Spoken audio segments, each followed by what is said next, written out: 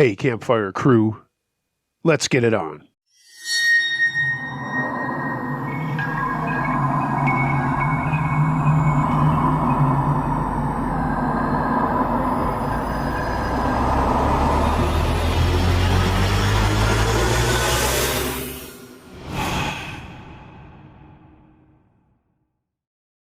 Hey gang, from time to time I'll get an email or a question on social media asking me what my favorite stories I've narrated are. While I don't necessarily have favorites, I certainly have ones that I like, and what I wanted to do was put together a volume of listener-supported stories. Not stories that I've asked permission to narrate from Reddit or other sources, but rather stories that were sent in by you, the listeners. That's what I've done here. So sit back and enjoy a couple hours of some of the stories that I've picked going back in the archives. Enjoy. The Manitou Islands, submitted by Dan McGee.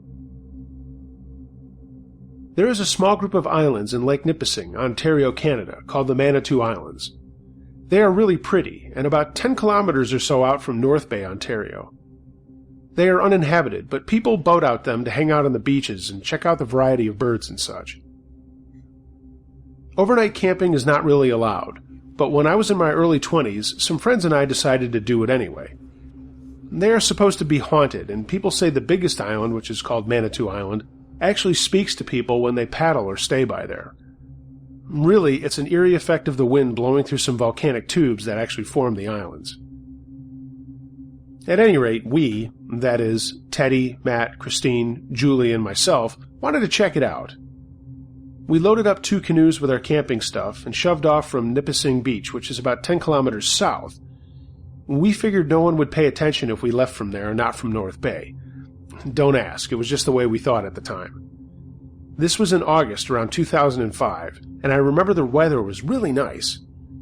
We planned on staying overnight, and if things were cool and no one said anything to us, we would stay the whole weekend. Off we went, and it took us about 2 hours or so to get to the islands. Matt actually got there before the rest of us, as he had a kayak and was a lot faster. There was another family that was just leaving, and we talked with them for a while. I jokingly asked if anything spooky had happened, and they just laughed. They took off, and we pulled our canoes and kayak further up on the beach. We figured we would camp there, as the sandy side of the island is on the far side away from North Bay. If we had a fire, no one would see it from the mainland.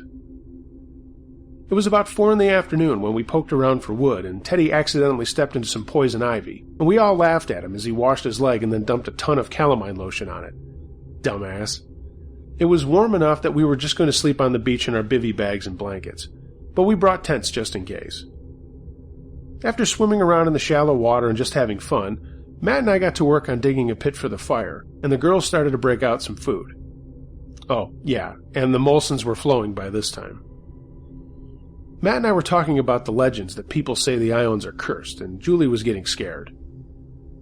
The stories talk about the hardships that the Nipissing tribe had living in that area, and that the raiding Iroquois tribe helped to decimate their numbers. Some tales talk about how some of them tried to make it a go on the group of islands, and others talk about the failures of others hundreds of years later. I'm not sure if any of it's true, but I've also heard about a failed mining project as well as a hotel night spot failure. The mining thing actually is true. We saw the foundations there. But the other stuff, I don't know. It was getting on in the day, and we got a nice fire going and made hot dogs and beans for a supper. And we're really just happy being out there with our little group. We kept sipping on beers, and Matt broke out stuff for s'mores, and the fire was just the perfect atmosphere. We watched the sun set on the lake and got back to talking about the islands. Teddy actually wanted to borrow Matt's kayak and go over to Calder Island for some reason. It was only like a half-kilometer away, but it was dark and Matt said no way. Teddy got irritated, and he was a little drunk and started going off. And that's when we heard it. This low moan seemed like it surrounded us. I immediately thought of the caves and how the wind worked, but this wasn't like that at all. This was right next to us. It happened so fast and went away we laughed uneasily and just decided to blow it off. A few beers later, and now in total Canadian darkness save for the fire flames dancing around us, Christine said she needed to pee, and Julie said she would go with her into the brush. Matt and I yelled about poison ivy and then started laughing about how awful it would be to get that on your balls or your lady house, and even Teddy started to lighten up. This developed into even more gross jokes, and soon we were spitting out beer and laughing uncontrollably. And then we heard Julie scream, and Christine right after. We jumped up and saw them race out of the brush towards us, Julie practically jumping onto me. "What's up? Why are you screaming?" asked Matt. "There's someone out there," Julie basically screamed. I told her it was okay and that she needed to relax. "Who's out there? What are you talking about?" I asked. Christine jumped in and said that while they were taking care of business, they heard voices talking in a language they didn't recognize. It wasn't English and it wasn't French, and they were sure of that. They just said the voices were low and didn't sound friendly. "Oh hell, I'll go see," said Teddy. Matt reminded him about his poison ivy, and Teddy just said, "Yeah, well, what else can happen? My leg is already beat." He grabbed a flashlight and headed off into the dark. Seriously, you can look this place up on Google, and you'll see that the islands aren't that big. Where we were camped out maybe had 100 meters behind us to the other side of the island. It's possible someone else was out there, but that bothered me even more that somebody would want to mess with us. I grabbed another flashlight and headed after Teddy. Julie told me to stay, and I said it would be okay, and just put more wood on the fire. I yelled for Teddy, and he waited up. We went to the other side of the island and could see the lights of North Bay way in the distance. We then skirted the island in the water for a bit to avoid any poison ivy we might not see in the dark, but soon decided to head back to camp. When we got into the woods, I heard it. Soft voices whispering. I asked Teddy if he could hear them, and he said yeah. I asked him if we were just drunk, and he said no effing way. It sounded like the voices were coming from the tree branches above us, then behind us, then off to the sides. It was like we were surrounded. Without warning, a huge tree limb crashed to our left, and we booked it out of there back to camp. Another limb fell, and we just kept running. What was really messed up was the laughter. I kid no one, I heard something laughing. There's not a lot of anything other than birds on these islands, so this was freaky. Teddy and I burst back onto the beach, and Christine screamed again. Julie grabbed me, and I grabbed another Canadian and downed it in one shot. We told them what we heard, and the girls wanted to leave. Matt was cool about it, but in so many terms told them how stupid it would be to canoe in the dark back to the mainland, and that we should just settle down and ride things out. "Let's all just calm down and relax," said Matt, and I agreed with him. Teddy looked as white as a ghost and kept throwing more wood on the fire. It was blazing away, and honestly, it was comforting. I checked my phone for the time, and it was just about midnight. I figured the sun would be coming up in about 5.5 hours or so. If we stayed cool, we'd be able to leave at first light. The tension started to go away, and Matt and I tried joking with everyone again. Everybody eased up, and the girls and Teddy started to drift off. I grabbed a beer and threw one to Matt. We talked in low tones for a while before I noticed him staring at the far end of Great Manitou Island, to the southwest of our camp. I looked at him, and he jerked his chin in that direction. There was a light on the edge of the water and trees. Not a lantern or a flashlight, but a soft, cloud-like light, and it was slowly moving towards us. I looked to the other side of the cove, and there was a similar light on that side coming towards us too. That one was closer. "What are we going to do?" I whispered. He shook his head. We watched the things bob towards us, but before they got to the edge of the beach, they just disappeared. We looked at one another, but didn't say a word. He threw some more wood on the fire and said, "I get the feeling something or someone does not want us here, dude." I looked at my phone again, and just a few more hours and we could split. I wanted to go right then and there, but, like we said, boating at night in a big lake after more than just a couple of pops was a worse scenario than staying put. Just before dawn we heard the moaning again, and then a short bit later, some laughter. Teddy and the girls started rousing, and Matt got busy taking care of the fire. We quickly gathered up our stuff and loaded the canoes. After a fast brush down to the sand where we had stayed, you'd never even know that we were there. I did one more quick sweep of the area, and that's when I saw the footprints. Dozens of them, in all different shapes, all around the edge of our camp. They weren't there the day before. We certainly would have noticed them. I didn't tell anyone what I had seen until we got off the island, and we were halfway back to Nipissing Beach. There were a lot of get the hell out of here's and you're just making that up. But I wasn't.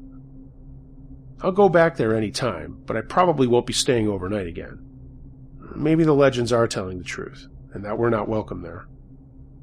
We can't say for certain what it was that we experienced, but I will tell you this, it was pretty scary to say the least.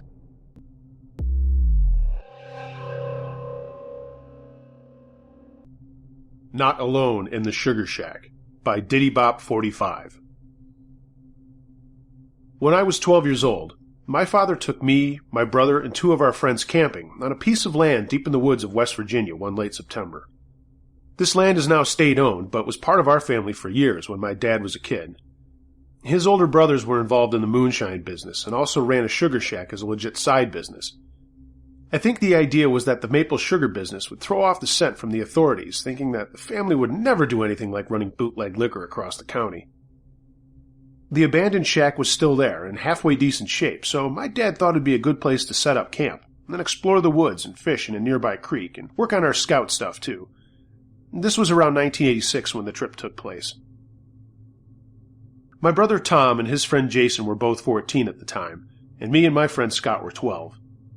Dad invited Mom, but she said she didn't want to interrupt guy time, plus she said the smell would probably kill her.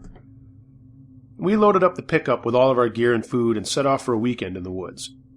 It was highway for a while, but then dirt roads and finally a bumpy fire road that we would park on and then hike down a trail that was once a road but grew over quickly after the shack was abandoned in the 60s. During the ride, Tom asked my dad why the family quit that business, and the reason was simple.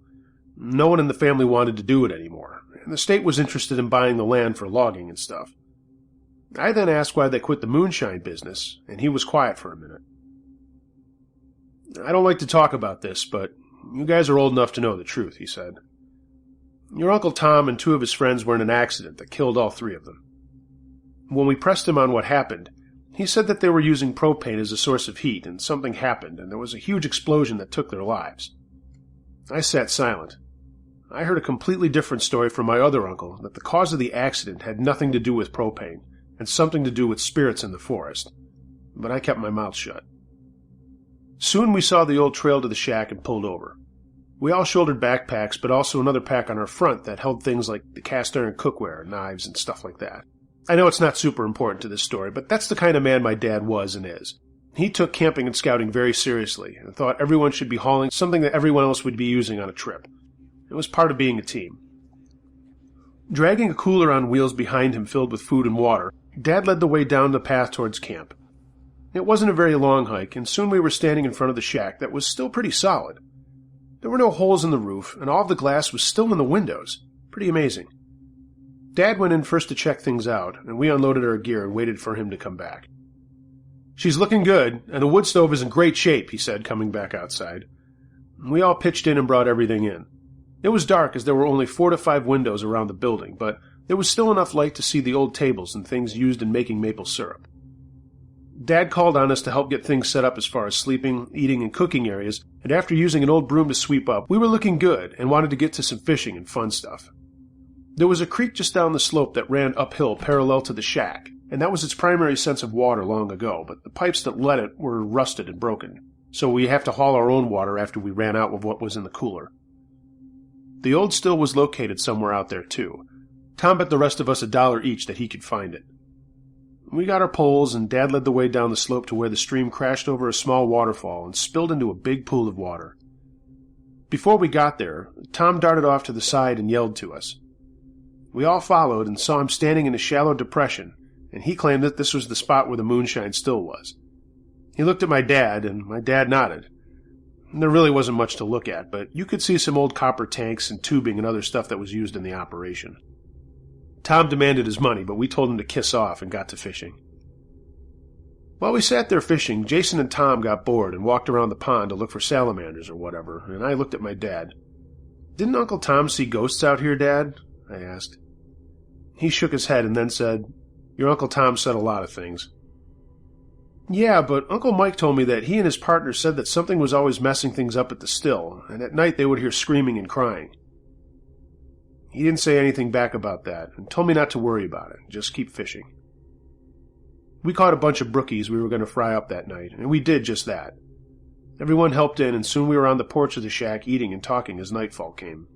Soon we were all sitting around the wood stove with the door open, talking about movies and girls and stupid young kid stuff, when we heard footsteps creaking out on the porch. At least I heard it, and asked the others if they did. Dad told me to cut it out, and gave me a look that said, "Shut your pie hole." We kept talking and joking when the footsteps came again. This time everyone noticed. It was silent, and then they took off across the entire length of the porch, stamping wildly. We didn't see anything run in front of the windows, but Dad jumped up and ran to the door and threw it open. There was nothing there. Suddenly there was a loud knocking on the front door, and we all turned around to look at that, but just as the pounding was getting louder, footsteps sounded from the roof, and dust and dirt started to fall from the rafters. Scott screamed, and I wanted to, too. Dad slammed the porch door shut, and we heard the footsteps race across the porch again with the pounding and the footsteps on the roof all at once. Then everything stopped. The only sound we could hear was our hearts thumping, and everyone was breathing heavy. What the heck was going on here? This was the days before cell phones were on everyone's hip, and I'm sure we wouldn't get any service out there anyways. Dad had a CB in his truck, but that meant either leaving us alone or going out there with God knows what was running around. My brother looked at his watch and said it was 11. Dad said nothing, and Scott was about to piss his pants. I gotta be honest, I wasn't far behind. I mean, we were just little kids, really. "Okay, everybody around the fire now," ordered Dad. "Who wants some hot chocolate?" I totally remember him trying to keep the order with a bunch of scared kids. "What was that, Mr. S?"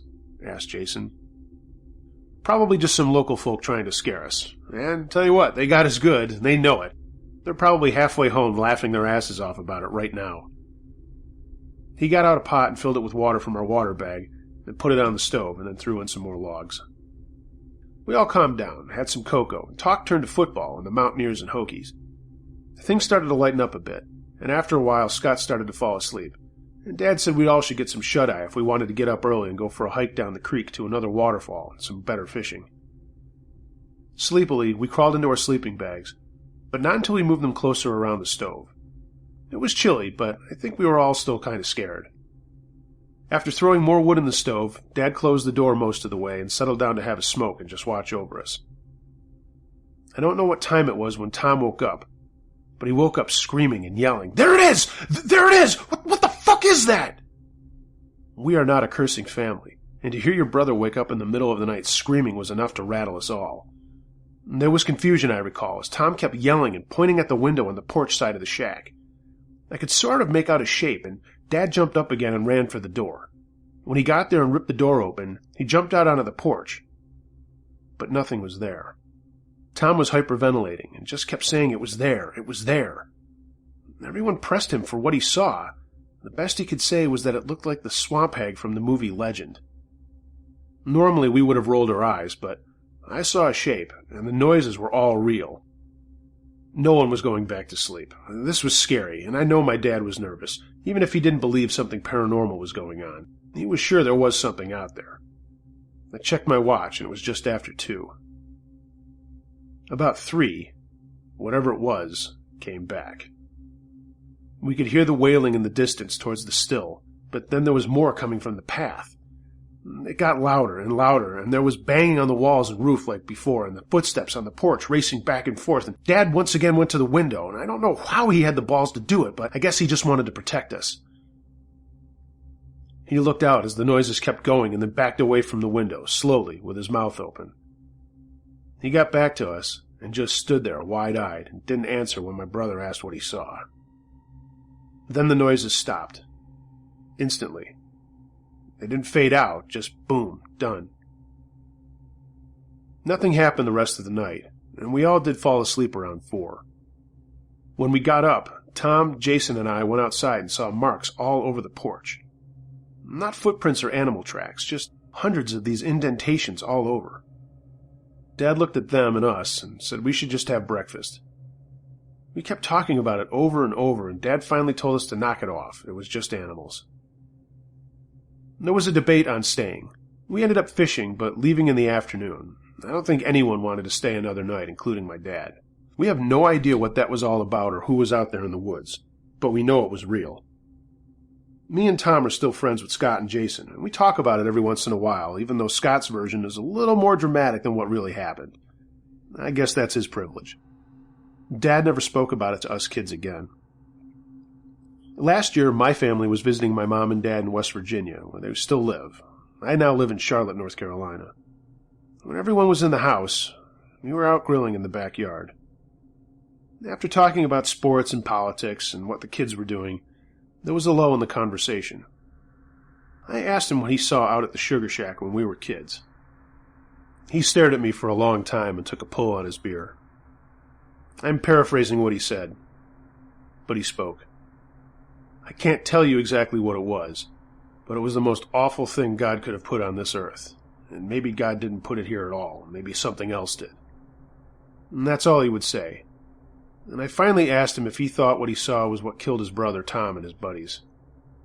He looked off across the yard and slowly nodded. My brother and I have talked about going back out to the sugar shack to see if it's still standing, and we always say that maybe we will even stay overnight again, but that's usually after way more than 1 or 2 scotches.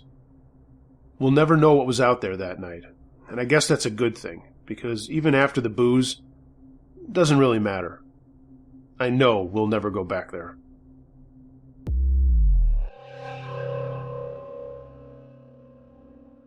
The Strangers Outside, submitted by Max Tone. This happened to me when I was 17 and in high school. I wasn't alone, but I think this qualifies. I was over at my girlfriend's house and wasn't supposed to be there, as her parents were out. We weren't having sex yet, but there was a lot of making out and heavy petting. Heavy petting, I'm dating myself now. This was in the late 80s, by the way. My girlfriend and I'll call her Sandy, were in her basement watching movies, and this was the best place because the windows all had curtains, and there was a door to the back if her parents came home and I needed to beat a hasty retreat. We were making out, and she asked if I wanted some popcorn. I said sure, and she went upstairs to microwave some, but came down and said that she heard some weird tapping on the kitchen window. When she looked outside, there was nothing there. It was summer, and I told her maybe a bird was pecking at something. Sandy said okay, and we went back to watching the movie. After a while, we were back fooling around, and she asked me to pleasure her. I knew it was give and take with her, so I didn't care, and I actually liked doing it to her. I told her I wanted to brush my teeth first, and I ran upstairs quick. But on my way back through the kitchen to the basement door, I heard the tapping myself. Turning the lights off, I looked outside into the dark, but couldn't see anyone in her yard. So I poked my head out the back door and got a better view. No one and nothing was out there. I closed the door and went back to her and went to town. She was lying back with her hands in my hair when we both heard 3 loud taps on a basement window above us. I tried to play it off, but Sandy's legs clamped around my head and she tensed up. "What is that?" she whispered. At first I thought it was my buddies screwing around, as we tended to be dicks to one another, and we knew we were out with our girlfriends. One time my friend Steve and I played this elaborate joke on our pal Tony and his girl, so I thought, okay, here comes revenge time. But then we heard tapping at the window across the basement on another window. It dawned on me that it couldn't be Steve or Tony, as they were at Tony's camp about 2 hours away. So I got up and went back upstairs to check around the house and see if I could spot anyone around. Nothing again. But now there came a pounding on the back door, so I ran to it and threw it open with just a couple of seconds. There, in the backyard, was a shape of 2 guys. I didn't look long. I just slammed the door and ran down the stairs to a shaking Sandy. "What's going on?" she screamed. I told her to calm down and that I was going to call my brother. He was a bodybuilder and bouncer, but more importantly, he was also a pizza delivery guy, and he might be able to swing by. I reached for her phone, and that's when it rang. Sandy came over and answered it in case it was her parents. She answered it, and her face went white as she slammed it down. "What?" I asked. She said a guy's voice said, "I wouldn't do that if I were you." A chill ran down my spine, but I called my brother anyway. He was out on a delivery, so then I paged him. Yeah, pagers were still a big deal back then. As soon as I did so, we could hear pounding on the outside of the house from at least 3 places, and more tapping on the windows. I wondered if they could see through a crack in the curtains, but with all that noise, I didn't want to get close to them. "Maybe they'll just go away," Sandy whispered, and I turned the TV and the lights off. We sat in each other's arms for a minute, and then the phone rang again. "Not going away, you little bitch," I heard as Sandy answered and held the phone so we could both hear it. Another barrage of pounding. If you are thinking, did the neighbors hear any of this? Not likely. Sandy lived out in the country, and the closest house was about a quarter of a mile away. We heard glass break upstairs, and Sandy screamed. The phone rang again, and she said, "Don't answer it." I told her, "What if it's Jim, my brother?" My eyes were adjusting, and I could sort of make out her eyes. I could see that they were wide open. I said, "Fuck it," and I picked up the phone. "There's nowhere to run, bitch," said the voice. "Nowhere to go." Just then, call waiting clicked. I flipped over, and it was my brother. I quickly told him what was going on, and he said he'd be out there in a few minutes. I hung up the phone, and it immediately rang again. "Who the fuck do you think you are hanging up on me?" said the voice. Sandy's dad coached softball, so I knew he had some bats around, and I asked her if there were any in the basement. She said she thought there were some in this little room off to the side, and I told her to stay put. She whispered loudly, "No!" but I was already crawling across the floor in the dark. There was another sound of breaking glass upstairs as I wrapped my hands around a bat, and then I found another one. I told Sandy to stay where she was, with the phone off the hook, and that I was going to meet my brother upstairs. She was crying now and told me not to leave her, but I had to. The only light on upstairs was the kitchen light, and I swiped that off fast when I got there. Letting my eyes adjust again, I crawled to the front living room door and softly unlocked it. I could hear 3 people whispering just outside the door, and noticed that one of the front windows had been smashed by a rock. I sat there breathing slowly and quietly when I heard the sound of a car. My brother. He had this old Dodge Charger, and I heard him slide into the driveway and come flying up. I ripped the door open, and in the headlights I saw 3 guys standing there looking back at Jim. They had left their car in the driveway like morons, and there was no way they were getting out of there, because the front of the house had a deep ditch between it and the road. And they started to run, and I jumped out of the house and threw one of the bats at a guy, and it unbelievably slid between his running legs, and he fell down with a loud yell. Jim sprinted across the yard for another guy and tackled him and held him down as the third guy ran away into the fields in back of the house. Sandy had come upstairs and turned the lights on by that time, and well. The guy Jim had was her ex-boyfriend, Tate.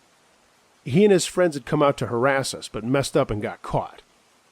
Tate also was caught with his dad's cell phone, and if you remember the size of those things back then, that was something he couldn't possibly hide. I had his buddy in check, and Jim told Sandy to call the cops. She ran back inside and did. By the time they got there, her parents had come back and wanted to know what the hell was going on. The cops took Tate and his friend away, and then had their car towed.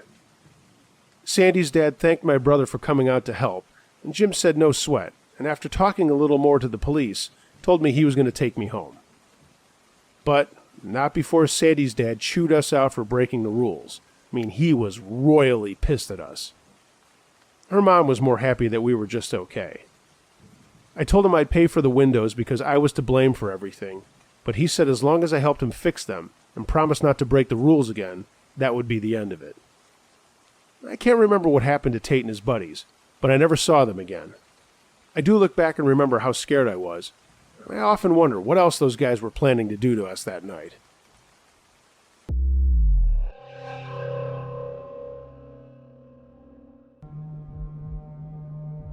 Crazy Teacher Relationship, or Not As Cool As You Think, submitted by Stay Gold Ponyboy. My name is not Ponyboy, but that's what I'm going with here, as this story is kind of fucked up, and the last thing I need is to be identified. I'm sending you this because of all the people out there who think it would be super cool to have a relationship with a hot female teacher.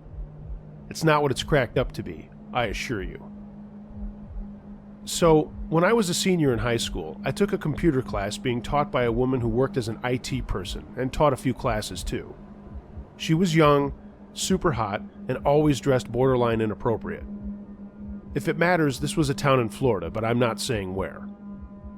I had a girlfriend a year younger than me, and I'm not going to be proud about this because I did cheat on her.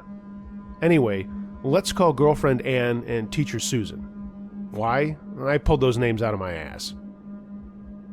The computer class was pretty easy, and it was more about using programs and not programming, which I thought it was going to be. This is when PowerPoint first came out, so someone decided that there should be a course about using Microsoft stuff. After I knew Susan was going to be teaching it, I stayed. Call me a perv, but she was only 21 and I was 18. I knew something was up just in the way that we talked about my projects in class, and the way she looked at me. I was just a kid and happy with my girlfriend, but I was also a kid and falling for this older woman. One day she asked me to stay after school to help her with something, and I told her I could, but I had to leave after a while because I had practice. I played basketball and ran track. So I went to her class at the end of the day, and she was sitting at her desk computer and asked me to check out this new thing she did with PowerPoint. I can't remember exactly what it was, but maybe something about embedding a video, which was a big deal at the time. She got up, I sat in her chair, and she leaned over me, and her boobs were literally on my neck. I got the hint, and this story isn't about what we did, but we did. It's what happened afterwards that things got really scary. I was stupid and started a sexual relationship with her behind Anne's back.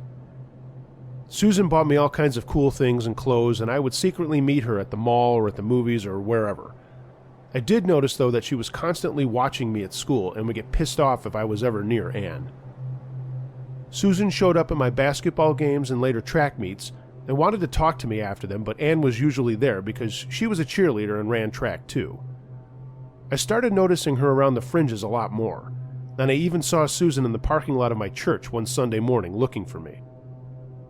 I'm not going to lie, I loved the sex with her. She was a bit more advanced than Anne, and I know it makes me a creep to say that. It's been like 25 years, and I know it's easy to say I was just a kid, but it's true, I was. We had a senior trip to Austin, Texas for some music festival, and Susan went as a chaperone. I remember getting on the bus after saying goodbye to my parents and Anne giving Susan a death look, and I wondered if she knew what was going on. Anyway, we got to Austin, and on the second night there was a soft tap on my door. My roommate and friend Mike was asleep, so I got up, and it was Susan, who quickly smuggled me into her room. She wanted sex, so I obliged. But she brought the condoms, and after the second time, a condom broke. I thought this was odd because it had never happened before. I didn't say anything, but grabbed the box and went back to my room, not getting caught by another chaperone. I went into the bathroom and pulled out the condoms and saw that they had all been pierced by something, but not so big as they would break when I put them on. I was angry and scared. What the hell was Susan trying to do? We got back home from the trip, and one night I had to go to the library to work on a final project. Susan had followed me there, and I told her I needed to talk to her. We sat in her car, and I brought up the condom thing and said that I wasn't going to get her pregnant, and she got really mad that I accused her of that. I snapped and told her it was over and that she needed to leave me alone. I got out of her car and she screamed, and I mean screamed, "This is only over when I say it's over, pony boy." I slammed the door and went back into the library. Sorry so much of this is backstory, but I think it's important to know where I was and what happened up to this point, because this is when the crazy shit started to happen. I started getting these typed notes in my locker that were threatening to expose me to my girlfriend Anne, and of course I knew where they were coming from. One told me that if I took Anne to the prom, we'd both be sorry, and that one was true. I didn't have money for a limo, so I took Anne to the prom with my uncle's Cadillac convertible. 2 other friends, Tom and Nikki, let's call them, went with us. Prom was fun. I was honestly getting ready to tell Anne what I had done in a few days, but on our way to an after-prom party, this car started following us real close. After a bunch of turns and the car still following, I sped up, but the car did too and then zoomed by us. And that's when I saw it was Susan's car.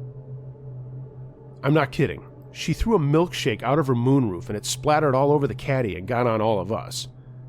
I slowed down and she took off. The girls all screamed and I knew this was all my fault and I played dumb. We got cleaned up and went to the party at our friend's house, and after we changed into swimsuits and calmed down, we told everyone at the party what had happened. While we were having a good time and swimming and just hanging out, our friend's mother asked who the woman standing at the hedge was. We all looked, but there was no one there. But I knew who it was. Anne shot me a look. Man, she must have known and was maybe waiting for me to do the right thing. But I got out of the pool and ran over to the hedge with Tom right behind me. There was Susan, crouching behind a tree. I told Tom I would handle it, and I later told him everything and he kept it quiet.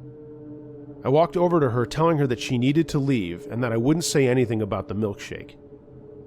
She literally grabbed my crotch and told me, "Ponyboy, if you don't meet me tomorrow, I'll cut it off." At this point, I was getting scared. I knew I fucked up, but this was too much. I told her I would meet her, and she said to meet at the library parking lot. I went back to the party and told everyone it was just some drunk lady and she had wandered away. Later, I took Anne home and wanted to tell her, but again I chickened out. She asked if we were going to another party the next day, and I told her I would pick her up, and yes, we were going. When I got home, my parents were asleep, and I just went to my room. My phone, I had my own line. My sister got a TV and a Nintendo, I got a phone. My phone rang. Who else would it be? Susan started babbling about how she was coming over and that nothing was over and that she would tell everyone I raped her if I didn't go along. I told her I would meet her the next day and hung up. She called back and I finally turned off the ringer, but she just kept calling and leaving these crazy messages on my machine that I kept because they were threatening me to the point where the last one said she was going to kill both of us. About 4 a.m, I heard a tap at my bedroom window and opened the blinds. There was Susan, standing naked in my yard. "I want to come in, Ponyboy," she said flatly. I should have called the cops. I should have told my parents. I should have done something, but all I did was close the blinds and got back into bed. She left after tapping the window again, saying, "I love you, Ponyboy."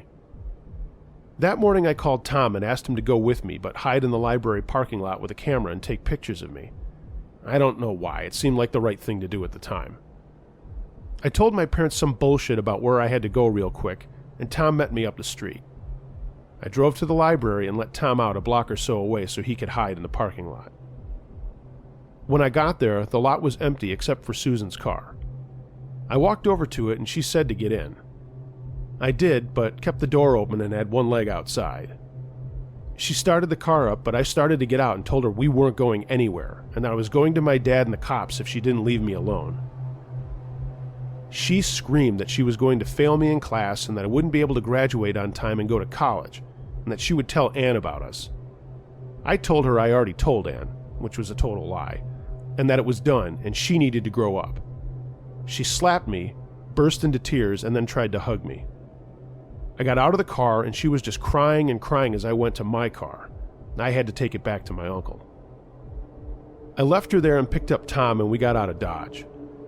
I immediately went to Anne's house and told her everything, and that I ruined everything and that I was a terrible human being. Of course she was pissed off, but she said she thought something was going on. She cried and punched me and called me lots of names, which I deserved. Anne told me that I had to tell my dad what happened, and she was going with me to make sure that I did.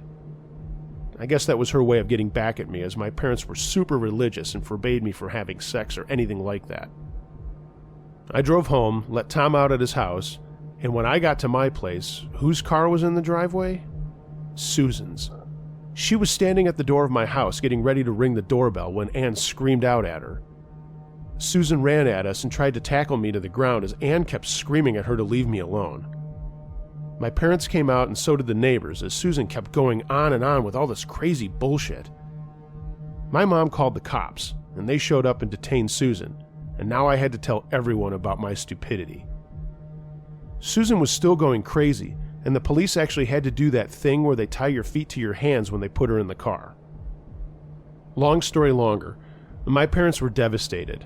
Anne broke up with me, although we're still friends now, but I didn't press charges against Susan because deep down I knew she was messed up and didn't want her to lose her job. My dad agreed, but my mom didn't, She didn't talk to me for months until I left for college, and even then it was all about how I let her down and needed to get back to the Bible. She even cussed Ann out about our relationship. Anyway, that happened a long time ago, and the only reason I'm thinking of it now is because I found this channel and heard you ask for school stories. The other reason is because I got a friend request from Susan about 2 years ago on Facebook. She sent a message that said, "We did have fun though, didn't we?" Needless to say, I blocked her.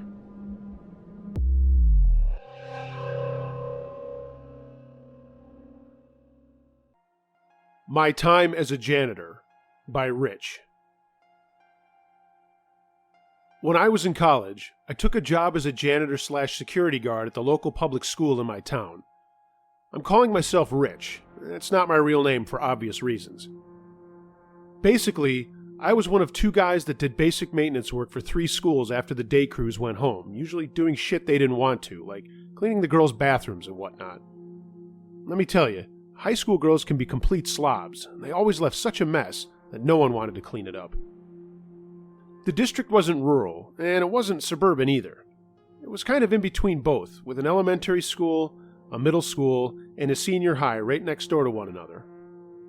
After we finished one job, we'd check around the school we were at, and then go on to the next one. Wash, rinse, repeat. The other guy I worked with, I'll call him Jack, we kept in touch with cell phones with push-to-talk. This is around 2001, and I remember the superintendent making a big deal out of using that instead of the cell minutes because they were free. Jack and I would meet up frequently as we went from building to building, and it would stop for breaks so he could grab a smoke. I didn't smoke, but I chewed skull, so I could do that wherever I went. I'm sure that wasn't legal back then, but we didn't care. Unless there was an event going on at one of the schools, the campus was basically just me and Jack. One night, I was in the high school on the 2nd floor repairing a desk and chair that some little shit ruined, I'm sure on purpose. I got up to leave and noticed that a room across the courtyard had its lights on. I didn't remember them being on when I got there, but didn't think too much about it, and figured I'd just go down there and turn them off. We did have a strict policy about conserving energy back then. I got down to the room and found that the door was locked, so I opened it up and looked around. No one was there, so I turned the lights off and locked the door. When I turned around, I saw that the room behind me's lights were on now, and I know those were not on when I came down here. I thought, Jack's playing a joke on me, and I decided to call his bluff and wait for him to get bored and come out of the room. 10 minutes passed and nothing happened. Then my phone went off. It was Jack, wondering where I was for a break. I said, "I know you're in room 114, asshole. You can come out now." He said back, "What? I'm next to my truck." The phone beeped off and then chirped again. "See?" he said, and I could hear his truck's radio playing. I didn't get too freaked out, figuring I must have been mistaken by the lights, and I also went in and turned those off. Leaving that wing, I went outside to tell Jack what had happened. We both bought the normal explanation, that I was just confused. Jack was about 10 years older than me and told me I was still so young and had a crazy imagination. I told him to blow me, and we got back to work. He went to the middle school, and I had a job in the elementary. The nurse's office had a plugged toilet. Thank you asshole day guys for leaving us this job, and screw you, Jack, who obviously did something else rather than handling this. I got to work unplugging it. I got the feeling I was being watched. Turning around, there was no one there, but then I heard the sound of a door closing somewhere down the hall. I flushed the toilet again, marked on my clipboard that the job was finished with the time, and then grabbed my mag light. All the hallway lights were off except for the end lights and junctures with other hallways. Those had dim emergency lights on that stayed on all night. I called out to see if someone was there. Silence. Then, running footsteps from down the hallway. Let me explain about this building. It was square-shaped, with hallways all around, with classrooms on the out and inside, with another hallway going through the middle with more classrooms, so there were 2 courtyards. The running was coming from the T section in front of me, but no one was there. I called out hello again and started walking down towards it. Then I saw, or at least I think I saw, a shadow of a head peering around the corner I was approaching. I stopped, and it pulled back out of sight. Then I heard footsteps running away, so I called Jack to tell him what was going on, and if he had seen anything when he was here. Again, I got the imagination retort. Fuck him. Once again, I yelled out and started walking towards the end of the hall. The steps started again, faster, and this time they were coming my way. I gripped my maglite when something, I don't know what, just a blurry shadow that streaked across the T-junction and out of my sight. Freaked out, but also knowing I had to see who this was, I ran to the corner and looked in the direction it went. There was no one and nothing down there. Then, all of the lights in the building came on, and I screamed and ran for the front door. I slammed out of it and ran into the parking lot and turned around to see the entire place lit up. I just stood there shaking in terror. What the fuck was going on? My phone chirped, and I heard Jack's voice asking how I did that. Did what? Turn all the lights on at once. He was replacing an exit sign at the middle school door and saw the place light up. Jack, that wasn't me. Something's going on here, man, I said with a shaky voice. I heard his footsteps walking over to me, and he was shaking his head. He knew what he saw was impossible. We stood thinking about what we should do, and then there was a loud boom from inside the elementary, and all of the lights went off at once. Neither of us said shit, but we looked down on our logs and saw there was nothing else to do there, so we decided to skip any more walkthroughs there that night. We decided to take our lunch break a little early and went to the maintenance room in the high school. Calming down over some coffee and sandwiches, we talked about how that could have happened, and I reminded him of the other stuff that I saw with the lights. And this time he didn't say anything about imagination. Nothing else happened that night, and the next night was Friday, so we didn't have work. Me and Jack worked Sunday through Thursday, 8 p.m. to 5 a.m. I guess we put it out of our minds over the weekend and came back to work with tales of what we did the last 2 days.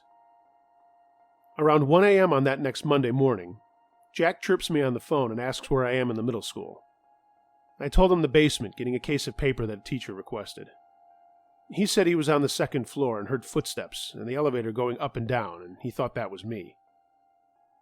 I asked him where it was going now, and he said down to the basement. I gathered my courage and went over to the rickety piece of shit. It was so old and bad that students were not allowed to use it, only maintenance people and teachers and principals. The slow dinosaur finally got to the basement, and I held up my maglite with one thumb on my phone. The doors opened, and it was just pitch black in there. I mean, no lights. No lights from the headlight, no lights from the buttons, just blackness. As I was about to PTT Jack, there was a howling coming from the elevator, and it turned into a scream. I didn't notice. I chirped Jack as a shadow of a person came out of the elevator and ran past me and up the stairs behind me. I didn't move. It just brushed past me, making my hair wave, and it was so cold, and the scream just petrified me. I had let go of the button, and Jack was back right then. What the fuck was that? He screamed. Are you okay? Are you hurt? Why did you scream?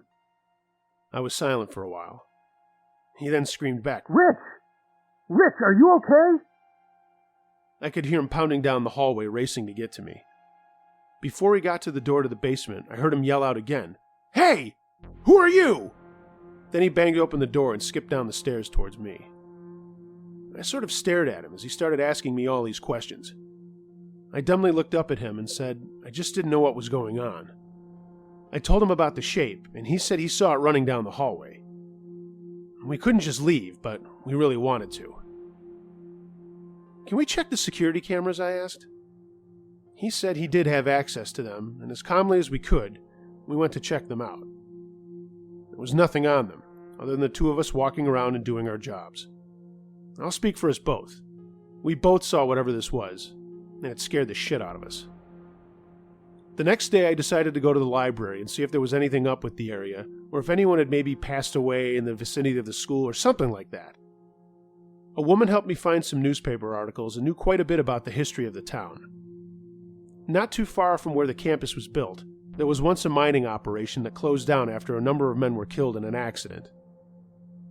I read some articles about it and wondered if the mine shafts extended over this way to the school, as there was nothing on the surface. Look, I'm not saying what we were seeing was a demon or a ghost or whatever. I'm just saying this was a strange coincidence. I mentioned it to Jack when we were back on the job, and he just shook his head. Nothing happened for a couple of days, but my last day working there, I quit for obvious reasons. The thing was back. This time I was back in the senior high, and it was just nonstop screaming and moaning and running all over the building. I'd had enough. I was scared and upset, and I didn't give a shit about this job anymore. I told Jack nothing was worth being afraid to go into your job, especially someplace as safe as a school should be. He understood. I did quit, which I suppose was kind of a jerk move, doing so on such short notice, and a head building and grounds guy rolled his eyes at me when I told him why. Jack said he talked shit about me that day and still does to this day. Whatever. I got a job on a construction crew, eventually graduated from college and moved out of Pennsylvania to North Carolina. Jack and I are connected on social media, but we never talk about this, and I know he still works side by side with whatever the hell was there.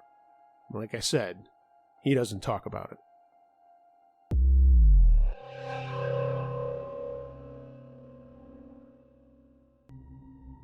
The Forest, submitted by Jack Torrance Lives. Hi, Uncle Josh. I know you don't do creepypastas, and I assure you this is not a made-up story.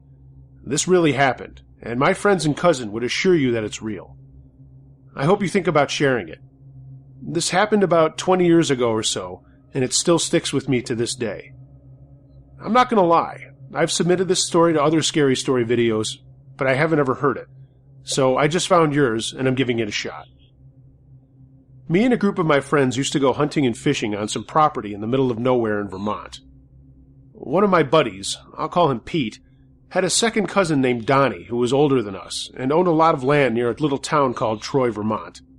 That's not far from the Canadian border. Donnie was kind of an odd guy that lived in a cabin on his land with no running water. Off the grid, I guess you'd call it now. Heck of a woodsman, built the place himself, and outside of electricity, there wasn't much more his place had to offer for those not looking to rough it. Pete and my other buddy, I'll call him Tony, and I wanted to take a weekend to just get out in the woods and fish and shoot some trap, away from the girlfriends, and in Tony's case, his whole family. Just guys being guys in the woods. Pete sent a note to his cousin saying we were going to be coming down for a weekend. It was late August, and we'd be there on Thursday, August 24th, 1995 to be exact. I know the date because I'll never forget that weekend. We loaded up my pickup with all of our gear. Shotguns, pistols, clays, Pete's thrower, food and water, and yeah, a boatload of beer. I had borrowed my dad's Honda Pioneer and trailer, and Pete brought his Polaris. It was still very warm out, even for being that far north, and we were psyched. We all lived farther south near Manchester, so it was about a 3-hour drive north, and it was nothing but laughs and loud music, and 1 or 2 roadies were thrown back, I'm sure. We got there at about 4 in the afternoon and stopped at Donnie's place to let him know we were going to be camping near a pond about a half-hour away from him and his neighbors. He had 2 neighbors. One guy I'll call Larry, who was actually at his cabin when we drove by, and we waved. And this other guy I'll call Kevin. Kevin only used his dilapidated shitbox for hunting, and that's the only time I ever saw him. Nice guy, just didn't take care of his place. We had to drive back by Larry, and we honked the horn and waved again, and he waved back holding up a beer in one hand while leaning on a shovel. There was a little drive off the dirt road where we parked, unloaded the ATVs and repacked the Pioneer and trailer with our stuff, and headed down the game path that would take us to the pond that was edged by a very dense forest. When we got there, we drove around the pond to a place we knew that had a sandy beach, and that's where we set up shop. I did notice something odd along the trail, though. I didn't mention it to the other guys. There was a strange set of blazes that led up to the forest that I had never seen before. They were red markers, but they had a weird symbol on them, kind of like an arrow going through a triangle.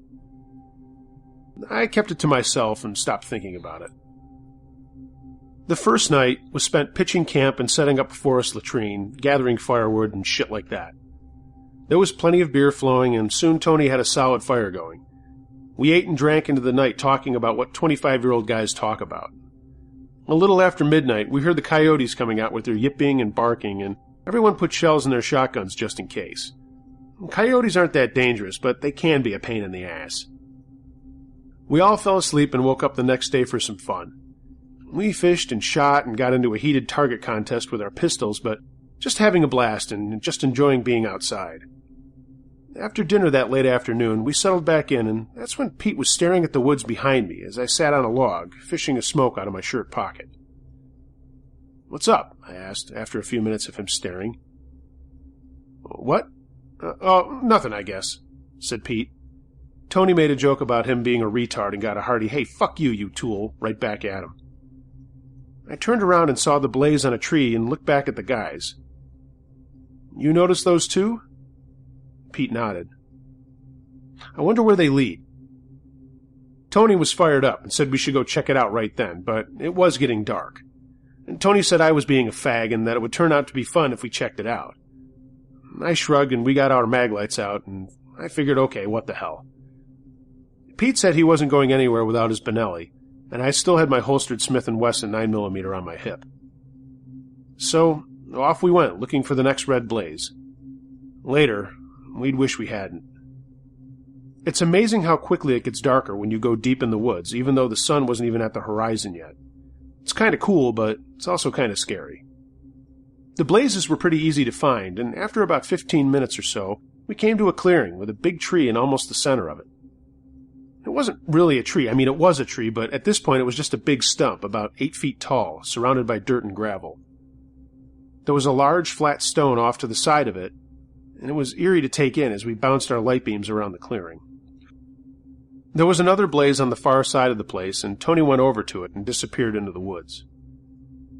Pete and I just walked around the stump and rock and noticed that someone had placed rocks in a fire pit formation on the other side of the tree, forming a triangle, kind of like what was on the blazes.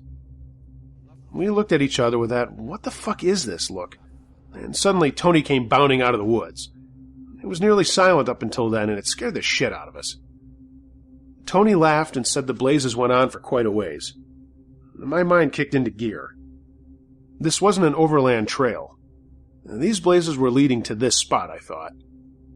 I said as much to my buddies, and while Tony laughed at first, he started thinking about it too, I could tell.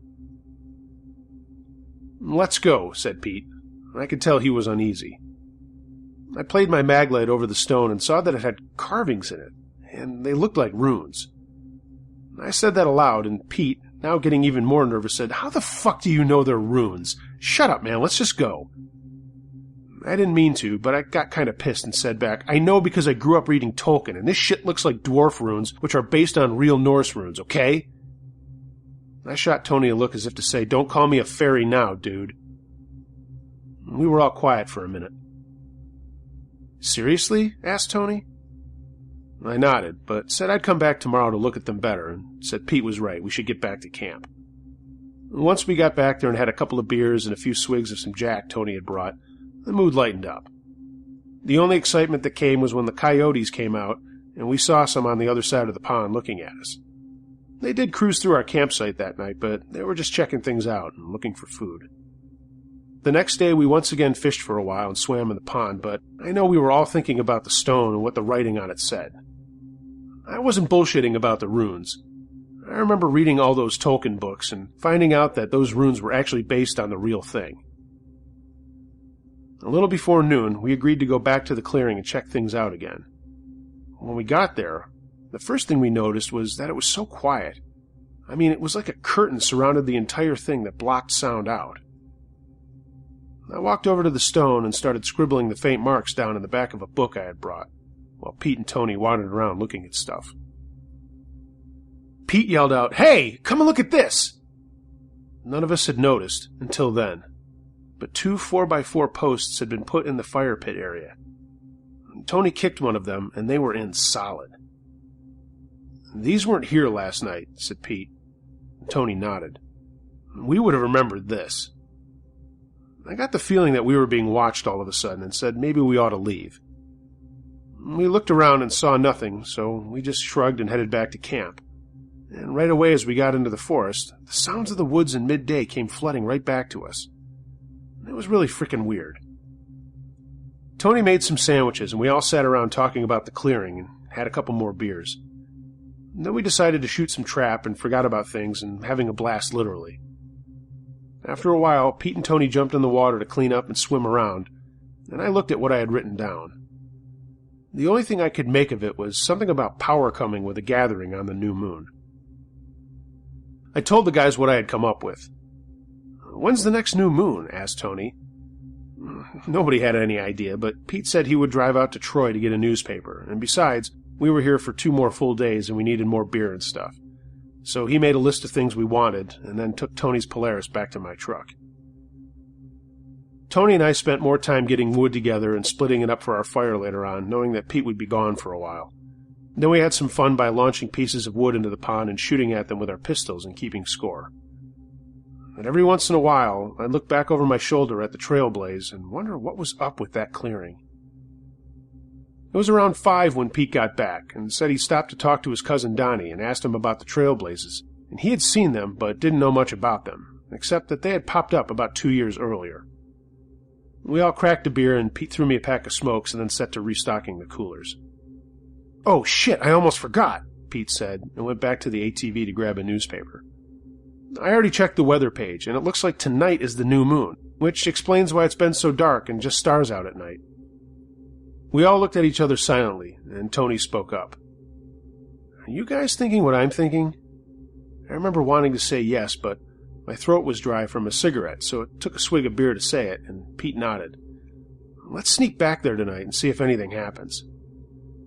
This was crazy, but it was kind of exhilarating, too. I'm not going to lie. It was like we were little kids going to that strange house on the dead-end road everybody said was haunted. I suggested we eat an early supper and get geared up for the night. Tony got busy making spaghetti, and Pete and I walked to the far end of the pond to clean up the wads from our shotgun shells that were floating in the water. I looked up and over at Tony in our camp and grabbed Pete's arm hard and pointed.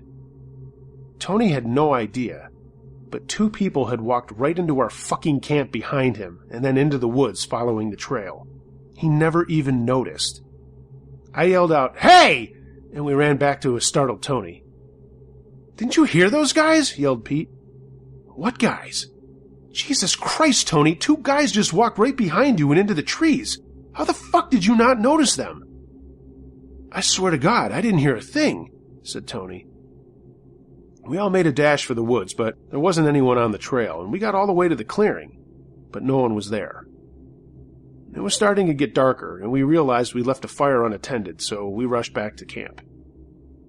And there was a hissing sound as the pot for the spaghetti water boiled over, and we started to settle down, but were blown away by what just happened.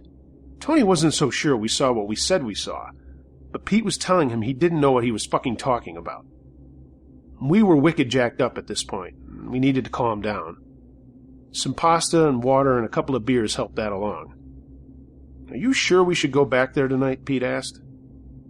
I remember there was a long period of silence. "Oh, for fuck's sake," I finally said. "There's nothing out there and nothing's going to happen. Jesus, we're acting like a bunch of fucking little kids." "What if someone is out there?" asked Pete. "Look, we have firearms," I replied. "Now, I don't plan on shooting anyone or anything, but if someone fucks with us, we can at least show them that we're armed and have a little ground to stand on."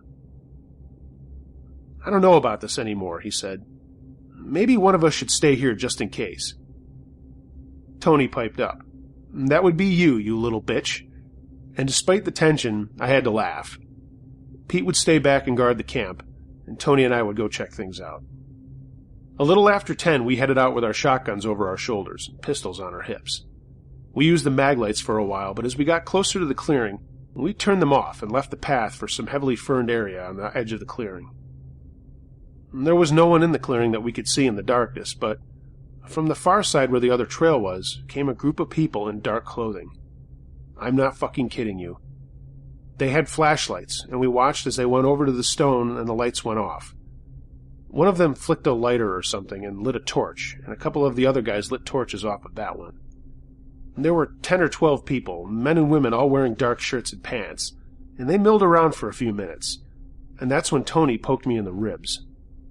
"The fire pit," he whispered. Holy shit. We hadn't noticed that there was another person standing in the fire pit with his wrists and ankles tied to the wood posts we had seen earlier.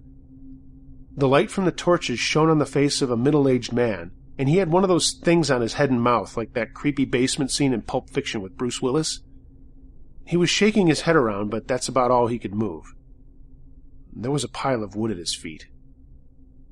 Were these people going to burn this fucking guy alive? I thought. What were we going to do? I whispered to Tony, we can't let them do this to this guy. We have to do something. Tony just stared ahead as another guy came out of the woods on the far trail. He had some sort of book in his hands and was saying some low chant, and the others started saying it too. We couldn't really make it out. The guy in the fire pit was trying to scream but couldn't. Just then, Tony moved and broke a branch. He might as well have fired off a shell from his shotgun. Every one of the people looked up and around the clearing. The main guy murmured something and the people started to fan out, 2 of them coming directly towards us. We froze, and we still talk about why we didn't get up and run to this day. We just froze there in the ferns and tried to hide ourselves as best we could. What if they found us? What would they do to us?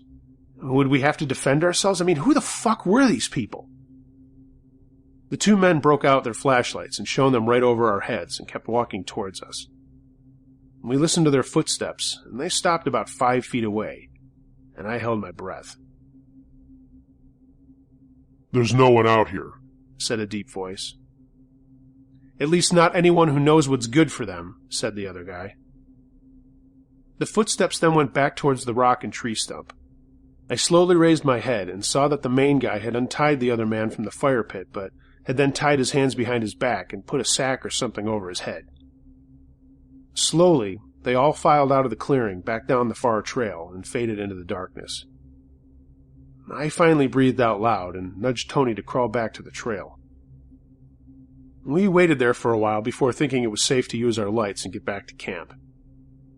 When I snapped mine on, I noticed that Tony had pissed himself, and we were both shaking uncontrollably.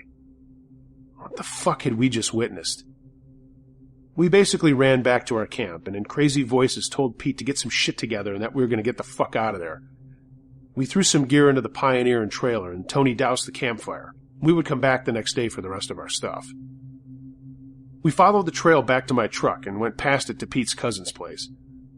Donnie was home and let us in, but had a million questions as we were wild-eyed and breathing heavily. It took a while and a couple of beers for us to calm down enough to tell him about what we had seen. I told him everything, with the guys filling him in with things I forgot. I was still sweating and shaking and downing beers like it was no tomorrow. Donnie told us to calm down and that we were safe in his place. Look, we'll get the police tomorrow and we'll see what we can see. You guys are all right, though, right? We nodded, but I thought, what the fuck is all right after seeing a guy almost get burned alive? The 4 of us slowly eased up, and I think the sauce helped us settle down, and eventually we all fell asleep. The next morning, Donnie headed for Troy to call the state police. A guy came out, and Donnie told us to tell him our story. He listened politely, and during this time, Donnie's neighbor Larry came over to see what was up. The police officer didn't say much, just nodded, and Donnie said we should take him to where we had seen everything. At this point, I don't think he believed us, as we were stinking of sweat and beer, but it looked like he was going to entertain us, like it was a slow morning for him. We got everyone onto ATVs, and Donnie took the cop and Larry on his John Deere, and we went back to our camp by the pond. Nothing was wrong with it, and nothing was missing, so we started through the woods towards the clearing. As we stepped into it and walked around towards the stone, Tony pointed to the fire pit. It was clean. Not a branch, not anything, and no posts were in the ground. In fact, it looked like nothing had ever been dug there at all. Donnie and the police officer looked at us like we were bullshitting them about everything, and I immediately spoke up. Look, we are not lying. We saw that last night. We are not fucking kidding. My voice was trembling. The cop looked around and finally spoke. I don't think you boys saw anything, did you? He looked right at us with a strange smile. That voice. That voice was the same deep voice we had heard last night when we thought we were found out. Some people try to fool others when they don't know when to stop, said Larry. The other voice we heard last night. They both just looked at us, and finally Tony said, Yeah, maybe we just had too many beers. And he looked at me. Well, it's been fun, guys, said the cop. but I need to get back to the world of reality. He laughed and clapped me on the shoulder and started walking back to our camp. Donnie looked at us and shook his head in disgust and headed off too. Pete spoke up. "Did you guys just make up all that shit?" He stopped in mid-sentence and pointed to the rock. There were 2 bundles of sticks put together like torches sitting on it. Holy fuck. You weren't lying. That cop and Larry were the guys who almost found us. Or I guess did find us, Pete, I said. We slowly walked back to our camp and started packing our stuff up. We didn't feel like staying any longer. We cleared out and stopped at Donnie's, where he just laughed at us again. As we pulled away, Larry was out in front of his place again and raised a hand as we drove by. "For your sake, I hope you don't see anything crazy again," he said. And then he laughed and laughed. I have no idea what was going on out there, but I do know that I never went back, and I never will go back. Fuck that. Tony and Pete and me still camped together, but not there. Donnie met a woman and sold his place, and while I don't think he believed us, he's never gone back there either in the past 10 years. But there it is.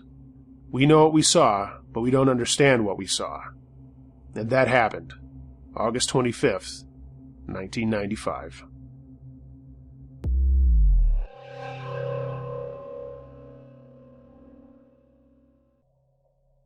Crazy Drunk, submitted by TomTom41.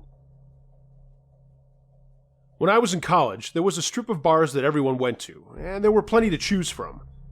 There were old man bars, nightclub dance places, live music places, and then those ones off the beaten path that were really only full of townies. For some reason, my friends and I liked to hit those up once in a while. They were quieter, and you could get a game of pool or darts in without having to wait for a row of quarters ahead of you. When we first started going to this one place, I'll call it Aces because it's still open and I don't want to use their real name, the townies were unsure of us. I mean, we were just punk kids from the school, but when they realized we were just going to hang out, drink beer, shoot pool, they got to like us. Except this one guy, I'll call him Steve. He used to complain to the bartenders and owners that we shouldn't be there, but we tipped very well and they didn't care. Shit, we caused less problems than a lot of the townies. At any rate, we were hanging out one Saturday night watching a hockey game before we went downtown to hook up with some other friends and find some women. It was me, let's call me Tom, my friends Scott, and Mike, who we called Big Mike. We're still all good friends, and Mike is still a big dude, 6'4", 220, built like a brick shithouse. We're all just hanging out and drinking and playing pool and darts with the locals. I should call them locals. They were cool, not like a lot of the townies who hated us students and always started shit. And we were laughing and betting on the game with stupid bets like who would score next in the hockey game and stuff like that. Then in comes Steve. Everyone could see that he was already pretty well in the bag. So he sits on a bar stool and asks for a beer, and then just starts staring at the screen, not saying anything. The bartender tries talking to him, and he doesn't say anything back. We keep playing and laughing and having a good time, and then Scott pipes up and says, "All right, boys, one more game of cricket and we should vamoose." Suddenly, Steve spins on his stool and says, "What the fuck is that? What the fuck is vamoose?" Everyone just kind of looks at each other like, what the fuck? And he says it again. "What the fuck is vamoose? Is that some wetback shit talk?" I should say that the college I went to was not super rural, but it wasn't near a big city either. The town over did have a large Hispanic population, though, and I could sense there was some tension with this guy. So as we're just standing there, the bartender leans over and says, "Take it easy, Steve, it's just an expression," and gets him another beer. He keeps looking at us for another minute, and then turns around. We're all like, what the fuck? I put some quarters in to play cricket.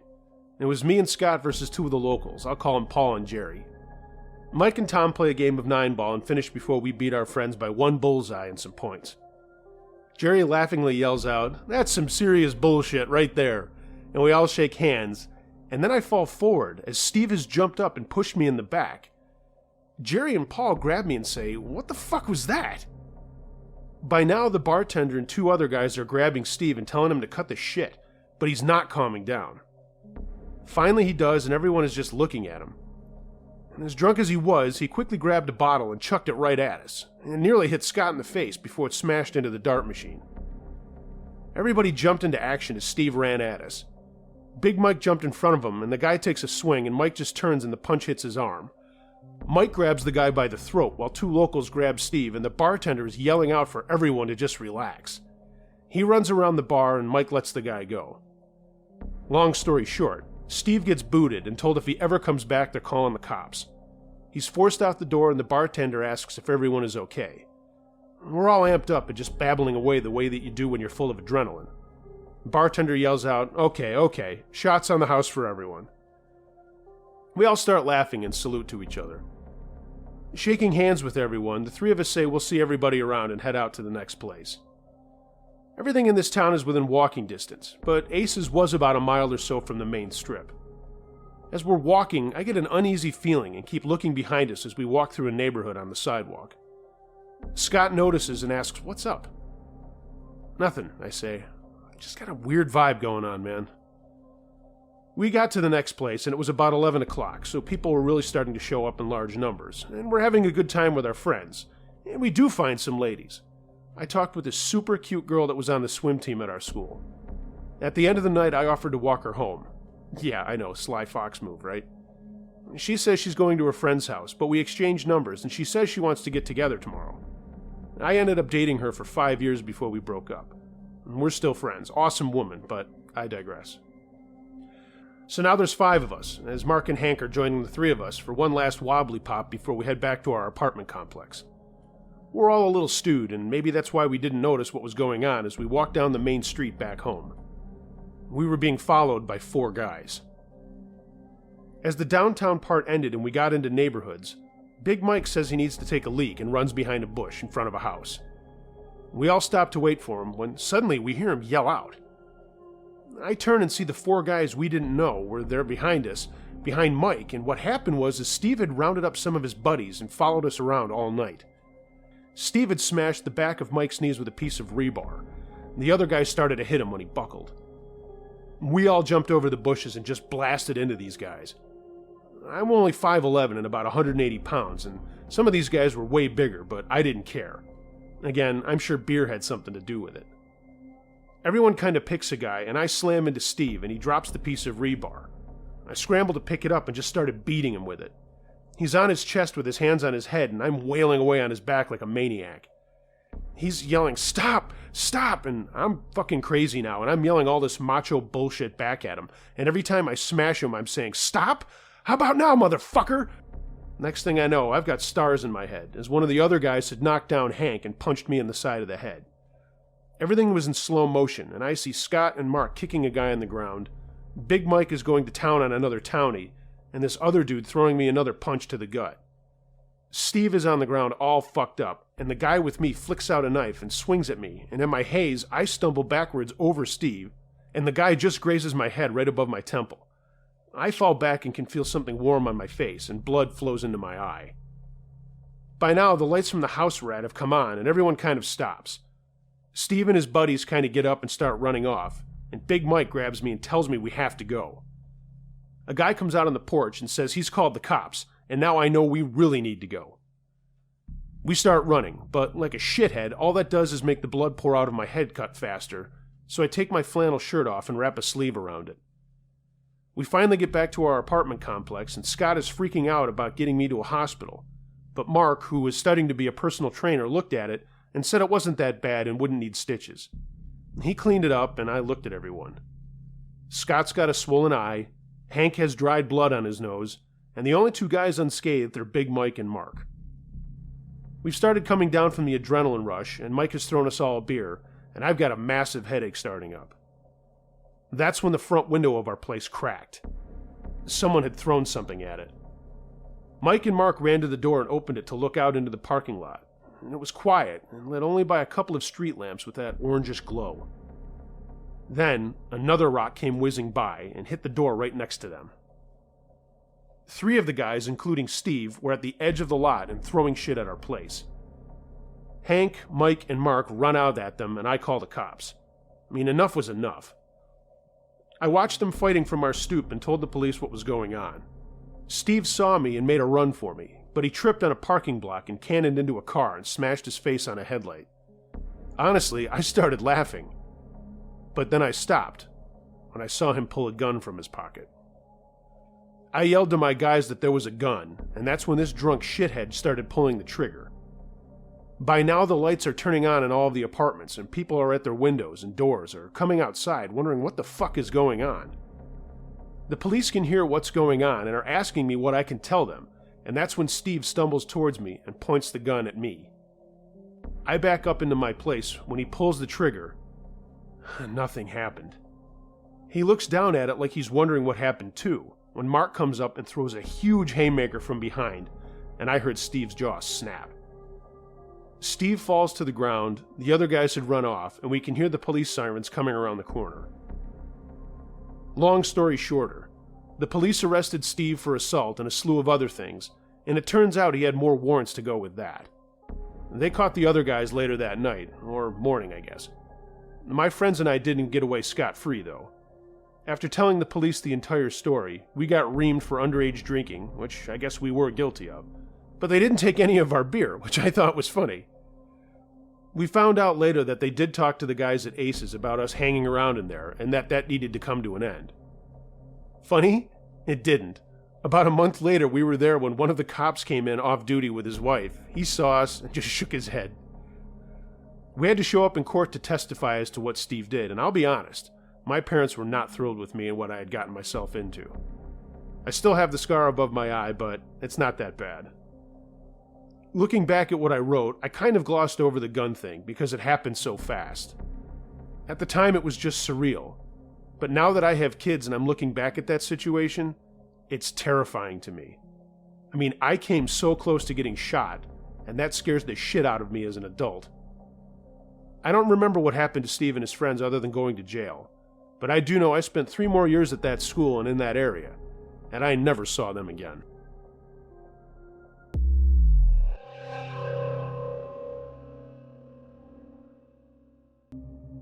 Alien Encounter, submitted by Ron Ray.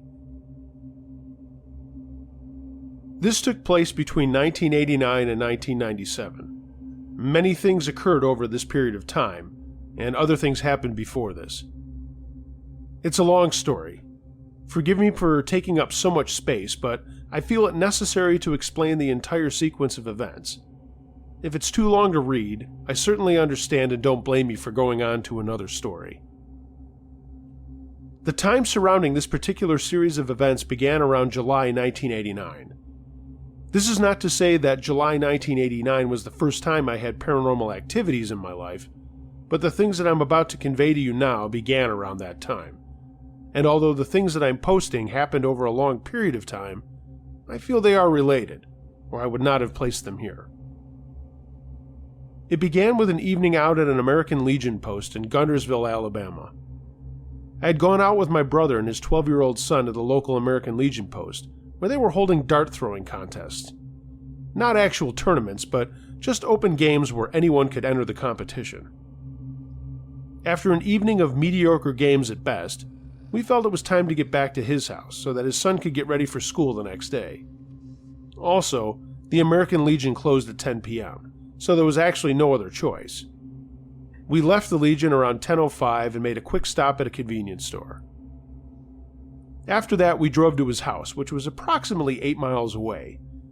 He lived in a rural area that is very sparsely populated, and the road to his house had no houses for miles. About halfway there, we stopped to use the bathroom, which is something most country boys in Alabama do without even thinking twice. The bathroom consisted of a patch of weeds on the side of the road with no traffic. Anyway, I add this bit of information only to establish a relative time frame for the trip from the Legion to his house. The trip, including the stops at the convenience store and the weeds, should have taken no longer than a half hour at most. I went back over the route the next day and it took less than 25 minutes. When we arrived at his house, his wife came out and asked why we were so late. We didn't understand what she meant until she said it was after 12:30 in the morning. We both said that was impossible until we checked our watches. She was right. Not really understanding any of this, I departed and went home. The next morning, as I was putting my socks on, I noticed a pink scar on the inside of my ankle about the size of a small pencil eraser. I looked at the other ankle and there was another one, identical to the first in shape and size and location, except it was on the opposite foot. The marks looked like scars, but I had never seen them before. They appeared like two small gouges of skin had been scooped out and now had healed over, although they were not there before, I am sure of that. The marks were approximately 6 millimeters in diameter and 2 millimeters deep. They were cup-shaped. This, along with the time missing on the night before, really had me wondering what the hell was going on.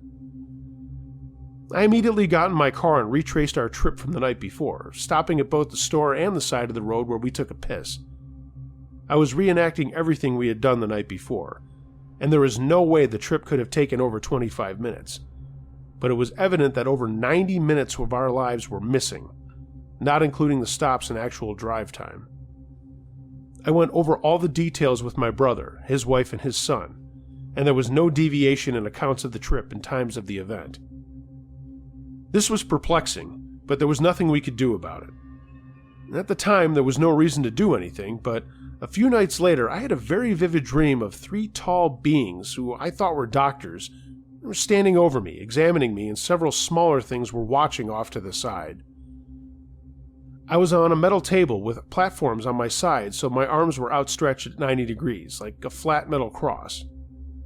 There was a table of sorts to the right of my head, and I was lying on my back, and all 3 tall doctors or whatever were to my right, while there were several shorter, darker beings seated behind a small 2-foot-high wall to my left. There was a strong light above me, but I couldn't actually see a light. One of the tall ones to my right said, as if instructing the smaller ones, "This would normally be terminal." And that's all I can remember of that. Fast forward a couple of months. I found a beautiful house for rent on a bluff overlooking several miles of the Tennessee River, north of Gunnersville, Alabama. The house was beautiful, but very isolated. There were only a few houses within a quarter of a mile, honestly like 3. It was about 1/8 of a mile down to a little gravel drive that dead-ended at the house, and there was nothing around the house but woods and a cliff overlooking the river. The house had not been occupied for a long time, which I found strange because of its beauty and location, but there was a little work that was required to get it up to code. The view of the Tennessee River was blocked by several small to medium trees that had grown up between the backyard and the bluffs. One of the first things I did was start clearing those trees so we could see the river from the second-floor deck. As I cut one of the wild cherry trees, it was evidently in a bind, and I didn't realize it. When I made the first cut after it fell to the ground, the trunk sprang back and struck me in the chest, and I was knocked to the ground, almost unconscious. Immediately upon getting back up, I realized that the impact with the tree trunk had broken some ribs on my left side. I went to the doctor, who confirmed that I did have 2 broken ribs over my heart, about 1 inch to the left of my nipple. He also said because of this, I would get pneumonia, and when I asked why, he said that because I was a smoker, I would favor those ribs and not cough, causing a buildup of phlegm in my lungs, and therefore causing pneumonia. I then saw that he was right, because I hadn't coughed much since the accident. Look, I know this is dragging, but I promise there's a purpose to everything I'm talking about. Because of what the doctor said, I had to force myself to cough after that. The night after the doctor visit, I was asleep in my recliner in the living room. I couldn't bear the pain to lie flat in bed, and I awoke in the middle of the night and went to the bathroom. On the way there, a loud sound scared me so bad I jumped at least 4 feet in the air. The sound was like in the movies when a spaceship takes off. It was a whirring sound, just for a few seconds, and then it faded off and then went straight up. It was pleasant outside, so the windows were open, and I first wondered if I had just been dreaming, but my dogs were barking outside telling me that it wasn't a dream. The dogs had heard the same sound. After composing myself, I finally got to the bathroom to complete the mission that woke me up to begin with. Standing there, I knew I had to cough, so I prepared myself in the now familiar fashion of folding my arms around my chest and braced for the excruciating pain. I coughed. No pain. I coughed again. No pain. This was wonderful. I must have coughed 20 times. As soon as the elation died down, I began to wonder why there was no pain. I looked down and saw a small hole that was burned into my shirt, directly over where my broken ribs had been. I had always carried a pen in that pocket, and upon further inspection, I found that the burn had gone through my shirt pocket and into the Pilot V pen. Not all the way through the pen, but deep enough that I wondered why it wasn't leaking. I still have that Pilot V pen with the melted spot on it. I don't know what healed me, but it did. It mended my ribs. I was now healed. After that healing encounter, strange things began happening on a regular basis. My wife and children witnessed many events that, had I not been there, I would have had a hard time believing. Once my daughter said that there were men outside of her window, which was on the ground floor. They had flashlights that shone through the curtains and into her room. This room overlooked the bluffs. There were never any people around that house. I know that for a fact. But my 8-year-old son also said that little men led him out during the night and showed him their spaceship. He actually drew a ship that he said was in the front yard. He said that as they were leading him out, I was sitting in my chair as if in a trance. My eyes were open, but I didn't react to him and help him as the beings led him outside. One time I found him outside asleep on the floor by an open door downstairs. My wife dreamed that beings other than human transported her to another place, and I would regularly dream of interaction with aliens. I set up a mini tape recorder that used the small cassette tapes before the time of solid-state memory. I set it on voice actuated so that it would automatically record when a sound activated it. The next morning when I checked it, there was a strange noise at the beginning, kind of like dishes breaking, and then 60 minutes of white noise. I tested it over and over, and it always turned on when there was no sound. We began seeing lights outside at night. The lights would travel at a very slow speed, very fast speeds with no sound. These lights were within a 3 to 5 mile radius over and inside the Tennessee River below. Approximately 5 miles across the river below us was another mountain, the same height as the one we lived on. It was on these mountains and their slopes where the lights occurred. On the mountain directly across the river was a small town and community called Fife.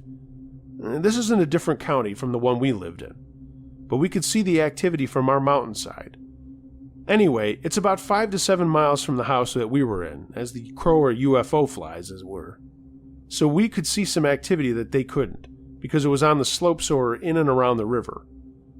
I watched some of those lights go down to the river and then beneath the water, and you could see a dim light when they went under, but sometimes they would come out and sometimes the lights would disappear.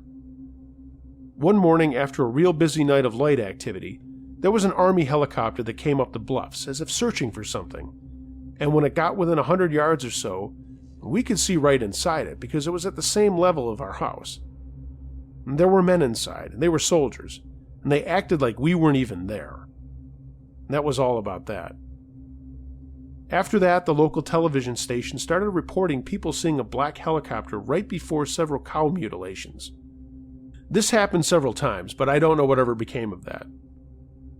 People that visit us would say they could feel a difference at our house.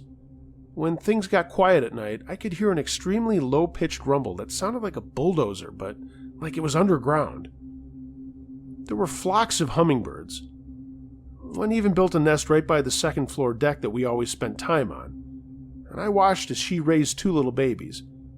And there were also hundreds of bats that roosted in our attic. In the evening, they would dive out of the attic, above the sliding glass door so we could count them, and they would just fly into the surrounding woods. It seemed that all these types of wildlife, including spiders and scorpions, were drawn to this house. This activity continued for several years until I finally moved out in 1997. It was a combination of my deteriorating health and, sadly, my deteriorating family. I really can't remember everything, but I know there was a lot more to this story. I mean, a lot more. Sadly, since then, my home has dissolved. My daughter joined the Air Force and has refused to come home. My son began to get straight F's at school and dropped out, and sadly, I don't know where he is now. My wife left me and now lives in a different state. There is something hanging above all of our heads that haunts our memories and our dreams, and it has destroyed my family and has almost physically destroyed me. I once considered hypnosis to quit smoking, but refused for fear of remembering things that I don't want to know. I'm sure that if my son, daughter, or wife were here, they would say, "You're not telling half of what happened." But this is all I can tell for now. It's more than I've been able to talk about for many, many years.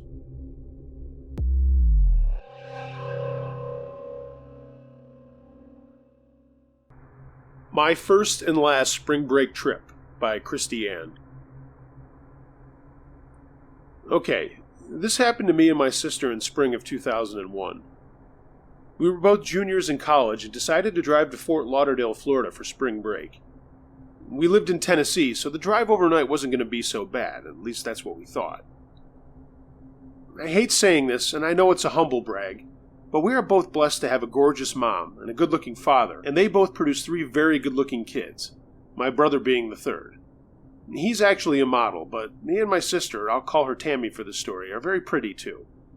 I'm sure everyone is going to hate me for saying that in the comments, but it's true and it plays a role in this story. Anyway, we left Lewisburg around 8 at night and figured with a couple of stops we'd be on the beach by noon the next day. Back then I had a Honda Civic that was super reliable, and my brother and I changed the oil and did other maintenance stuff to it before we left, so I had peace of mind. We were off into the night looking to meet up with some friends we met on vacation the year before, and yes, we were hoping to meet some boys. We split time driving and finally stopped at a place called Lake City to get gas and grab something to eat. And this is when the weirdness started. While I was pumping gas, my sister ran into the gas station/convenience store to get some drinks and snacks and was taking a long time coming back. I started wondering what was up and went inside and asked the guy at the cash register if he had seen Tammy. He said, "Blonde girl with a blue shirt?" I said, "Yeah," and he told me that she had went to use the bathroom out back but hadn't come back into the store. The bathroom was, in fact, around the back of the place. I mean, how fucking safe is that, right? Well, I went back there and saw 2 guys standing outside of the door that said bathroom on it. One was tall and the other guy was short with a bald head. Baldy was knocking on the door saying, "I know you're in there, cutie. Come on out and we can party." I knew Tammy was in there and they didn't see me, so I turned around and ran back to the store. I told the counter guy what was going on, and he in turn yelled to a coworker who was stocking some shelves. This guy was huge. Honestly, he looked like The Rock, I'm not kidding. They both went outside and told me to stay there at the counter. They came back a couple of minutes later with my sister and told me that they had yelled at the 2 creepers, but they ran off before they could do anything else. They didn't get a good look at them. Tammy was really upset and wanted to just get the hell out of there. I bought some chips and soda and things like that while the rock guy, let's call him Jason, asked me where we were headed, and I told him Fort Lauderdale for spring break. He said he was a student at the University of Florida and was actually going there in 2 days with some of his frat brothers. He asked for my number and I gave it to him, but I told him I didn't keep my cell phone on all the time. My dad paid for it and I wasn't supposed to use it too much. Tammy kept badgering me to go, but this guy was cute and I know she wasn't in any danger anymore, so I just told her to chill out. I guess I was being kind of a jerk. We got back on the road and made it to our hotel with Tammy sleeping most of the way. It really wasn't that long. We found, I'll call them Sherry, Tina, and Kim, at a cool restaurant and had brunch with mimosas, and then we got settled at our place with them. It was 5 of us in 2 hotel rooms with the door between them open, so it felt like we had more room than we really did. We didn't care. We were a block from the beach and ready to party. We laid out in the sun and walked around the beach that first day and met a lot of really cool people and had drinks and got tickets to these parties where everyone was just having a blast. On the second night, we got invited by these guys to go to a place called the Elbow Room, and it was a rager. My girls and I were dancing and meeting guys and just having a ton of fun when I got picked up from behind and I practically threw my drink out of my hand. It was Jason from the convenience store. At first, I was all scared because I was certainly not sober, but then when I saw it was him, I laughed and introduced him to my other friends. We partied all night, but Tammy got sick, so we took her home and promised Jason and his friends we would meet them tomorrow. I have to admit, I liked Jason for not even really knowing him. He was a big guy, but he wasn't a moron, and he was studying biology. I was a recombinant gene technology major, so we had things in common to talk about. Plus, he was super hot. The next day we all met at the beach, and Tammy was feeling pretty bad, so she just said she'd meet up with us later. Sherry and Tina hooked up with two of Jason's friends, and Kim was into girls and found this older woman with a lot of tattoos that she brought over to where we were hanging out. Jason and I talked all day and drank and then waded into the water past the waves to just stand and relax. He kissed me out there, and I thought this was the best vacation ever. Later that night, we went back to the elbow room, and Kim's friend, I'll call her Jen, brought this burly guy that looked like a biker with her, and I could tell it made Jason's frat brothers nervous. This guy looked rough as heck, but seemed to be really cool. This one guy, Brian, liked Sherry, and they were hanging out all night, and we said we'd get together again the next day. That night, the hotel room phone rang, and I answered it, and a voice asked to talk to Sherry. She was asleep, and I said so, and the guy said, "Listen, bitch, put her on the phone right fucking now." He then laughed this crazy laugh and hung up. I shook my head and tried to get back to sleep. 5 minutes later, the phone rang again. I answered it, and the same voice said, "Get Sherry right now or I'll fuck her in the ass." My eyes widened. I was no prude, but I was raised Baptist, and I wasn't used to anybody talking like that. "Stop calling here or I'll call the police," I said, and hung up. The phone immediately rang again, and the guy said if I hung up again, we would all be raped and killed. I slammed the phone down so hard it woke everyone up, and I called the front desk to tell them what had happened. The man at the place told me he would call the police if something else happened, and to let him know if anything else went bad. About 10 minutes later, the phone rang again, and this time Tammy answered it. Her eyes got big before she slammed the phone down. "What happened?" I asked. "It was some guy that said he was going to do something to Sherry." I called the front desk and then took the phone off the hook. We were getting creeped out. The next day we were edgy and tired, but we went back to the beach and tried to have fun. Jason and his friends showed up, and we did have a good time, and they invited us back to their friend's house for a party that night.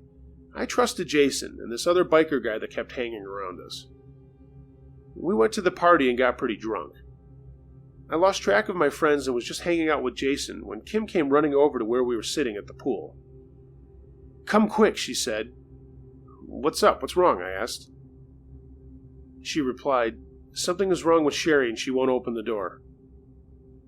We got up and ran into this big house and up some stairs. In one of the rooms there was some loud music playing and some guys laughing. I pounded on the door and it opened a crack, but then it shut quickly. Jason then really pounded on the door and it opened again, and a guy said, "Oh, hey, it's you, bro." Jason pushed the door open. I screamed. There was a guy who was naked on top of Sherry, and another guy had Tammy in his lap in a chair. His hand was over her mouth and his hands were down the front of her jean shorts, and she was trying to get away from him. Her makeup was all smeared and she was crying. There were two other guys in the room just watching what was happening, and Jason ran over to my sister and pulled her away from this frat brother. Then he swung at the guy on top of Sherry. We later found out she'd been roofied. But the two other guys jumped on Jason and started punching and kicking him. Kim was screaming, I was screaming, my sister was screaming, and then suddenly the biker guy showed up and just picked up one of the guys and threw him into the wall. Jason got up and they both fought like animals while we were just screaming. Finally, we were able to get my sister and Sherry out of the room when I noticed who the two other guys were. They were the same guys that were at the gas station. The guy named Brian was the one on top of Sherry trying to, do what he said he was going to do on the phone. We ran out of the house, and it turns out Jason knew those guys, but he didn't know they were the ones at the store. Or that's what he said. We got out of there with the help of the biker guy and got back to our room. We were all crying in a mess and just wanted to go home. But I said we needed to call the police, and we did, told them everything that had happened, and gave them the address of the house. I guess a bunch of people at the party got arrested, including Jason. He tried calling me from jail, but I didn't answer. I know he didn't do anything wrong, but just being friends with those guys made me not want to be around him at all. All of us went home earlier than we were planning, but none of us wanted to be there anymore. Jason tried to call me a couple of times, but it wasn't until about 10 years ago that he found me on Facebook and I actually talked to him. He had been kicked out of his fraternity for how he beat up his brothers, and then he transferred to a different school. He still insisted that he didn't know anything about those guys and really didn't understand that they were the two outside of the gas station. Tammy wouldn't say anything about what happened that night, and neither did Sherry. Nothing ever came of it, and those assholes got away with it. For anyone wanting to rip us apart for our decisions, stifle it. We were stupid kids that made some bad decisions, and all I can say is you can use this as a lesson to never do the same thing. If you ever go to spring break, or anywhere for that matter, be careful. Don't drink too much, and certainly don't just trust anyone. Pay attention to your surroundings, stay close to your friends, and be safe.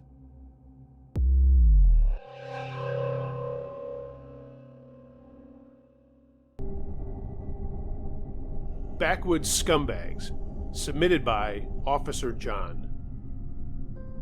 This took place in 2006. It was my 10th year as a Leo. I'm not saying exactly where this happened, and you can call me John, as what I'm sharing with you and your listeners can't be linked back to me. Leos see and deal with all kinds of shit that most people would not know what to do with, and none of us are perfect. There's so much going wrong in the world today, and we all have a microscope pointed at us that it's hard to even write this. I want to say this from the get-go. You may not like the police, you may have had a bad run-in with some, but please hold your judgment of me and my story until it's finished. I work in a fairly remote area of Nebraska. In fact, there are only 10 full-time Leos in our county outside of our chief, and let me tell you, our days are long and sometimes boring, but they can also be intense, and stuff happens that burn memories into your soul. One afternoon, I was midway through a double. That's 20 hours straight with 4 overtime hours, one of the only perks we get through our union. I was lucky enough to be close to home and was having an early supper with my wife and kids before heading back out.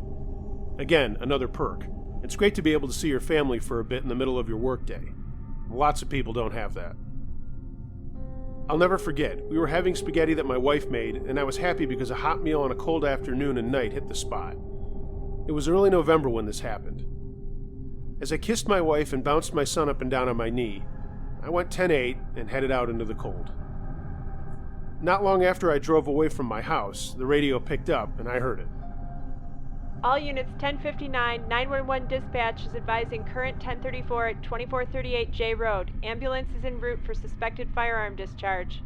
That wasn't too far from me, and I knew I'd likely be the first person there, and I had a suspicion of what was going on. We all knew that address well and who lived there. 34 in, 10-4, will advise upon arrival. Is this who I think it is? I said back. Copy 34, yes it is. 911 is still connected with caller. Great. Just fucking great. We all know who this family was, and we all hated going out there. My colleagues and I always keep things clean and never shirk on our duties, but this was the Smith family. Again, not their name, and I hate to admit I feel this way, but they were some of the most disgusting backwoods, middle-of-nowhere trolls anywhere in the United States. 12 of them living under one roof, welfare, a lot of teeth broken off at the gum line, just a sad, sad picture of America gone wrong. The father, Bill, hadn't worked a day in his life, and his wife, Belinda, was just a baby maker, and neither of them gave a shit about their kids or the quote-unquote house they lived in. They basically lived one step up from squalor, and like I said, we hated going out there. The only constant out there was trouble, booze, and calls to us. Sometime in the late 90s, they had gotten permission to get foster kids, and that's where I think most of the kids came from. Just another way to get money from the state and not have to do anything for it. The kids ranged from 22 all the way down to 7, and they were all crammed into a 3-bedroom farmhouse out in the middle of nowhere. No running water. It was just gross. So here I am, heading out to what I'm sure is a booze-fueled argument with one of them shooting off a firearm, when I see a figure running towards me on the road. It was a young girl, and she had blood on her pants and shirt. I knew right away she was one of the Smith clan.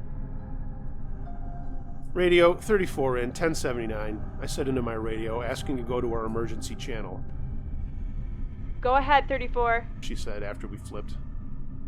I have a young female running towards me that looks severely injured on J Road about a mile from the Smith residence in the 1034 call. Please advise. Copy 34. Sergeant advises you to handle this situation. Units en route to disturbance call. I pull over and immediately notice this young woman, maybe 12 or 13, and she has no shoes on and has a look of horror on her face.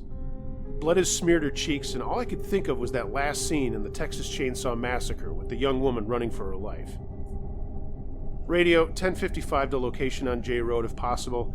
1020 less than 1 mile from 2348 J Road. Female in distress. Leaving vehicle to assess. 10434. Ambulance to your location. Should be there in minutes. I get out of my Crown Vic, and the young woman ran straight to me, and I blocked her with my door. She was crying and screaming, and I asked her if she was shot or stabbed and where. I quickly pulled gloves on and told her that it was going to be okay, but I needed to know where she was hurt. And this is where it gets messed up. The little girl stops screaming and just stares at me for a minute. Then she bursts into tears and crumples to the ground.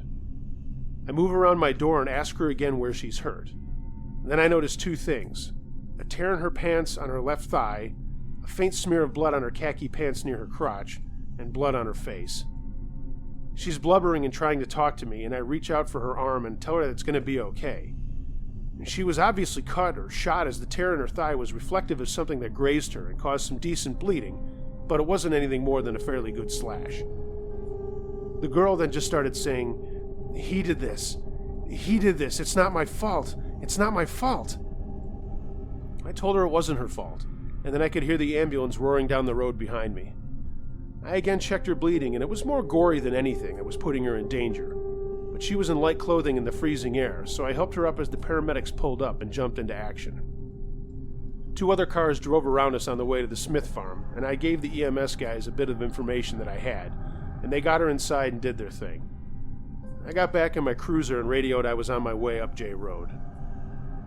When I got there, 2 of my colleagues were already out of their vehicles, and from the chatter that I heard on the radio, 911 was still on the line, but no one was there anymore, talking back to them.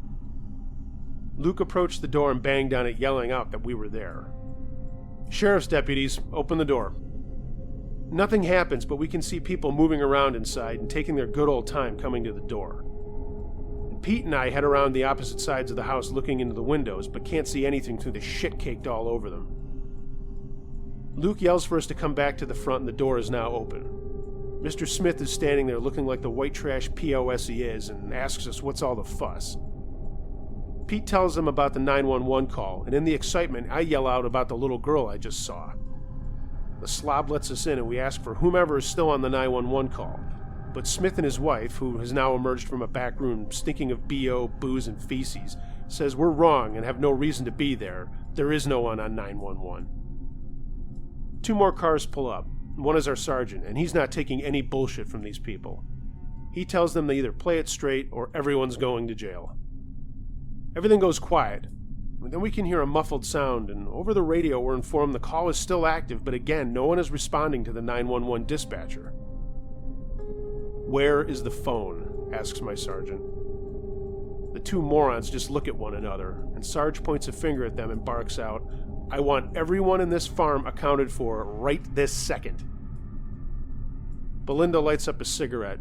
Sarge tells her to put it out, and Luke and Pete go outside to look around for the other kids. As I move towards the door Mrs. Smith came out of. The smell was awful as I walked down the hall, with the Smiths yelling at me that I had no right to be going there. Sarge held them at bay, telling them we were on a distress call and I did have the right to be there.